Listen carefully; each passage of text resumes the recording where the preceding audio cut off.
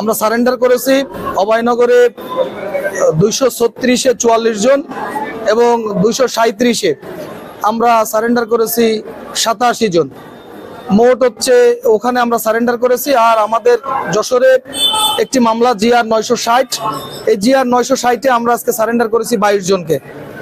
এই 3টি মামলাই একই নেচারের মামলা 3টিতে দেখা যায় যে হচ্ছে পেনাল কোড সেকশনের সাথে বিস্ফোরক আইনের যে মামলা দিয়েছে। আপনারা জানেন 2018 সালে ঘটনা উল্লেখে মামলা হয়েছে। 2018 সালে ঘটনা উল্লেখে যে মামলা হয়েছে সেই মামলায় কোনো জব্দ তালিকা নাই, সিজার লিস্ট নাই।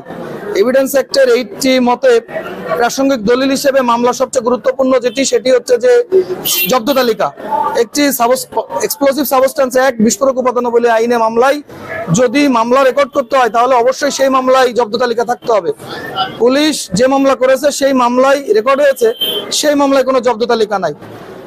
তৎপরবর্তীতে যে মামলাগুলো হয়েছে প্রত্যেকটি মামলায় দেখা যায় পেনাল কোড সেকশনে মামলা আছে, সেই মামলায় 323 বা 324-25-এর মতো ধারার উল্লেখ আছে, কিন্তু সেখানে কোনো মেডিকেল সার্টিফিকেট নাই।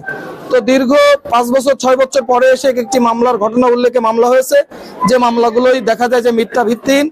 আমরা এই মামলায় আমরা সারেন্ডার করেছি, যেহেতু বিস্ফোরক উপাদানাবলী আইন থাকার কারণে মামলায় আমাদেরকে জামিন প্রদান করে নাই বিজ্ঞ judicial magistrate, senior judicial magistrate. আমরা এই মামলায় জজ কোর্টে যাব। আমরা আশা করি, প্রত্যাশা করি ন্যায় বিচার পাবো।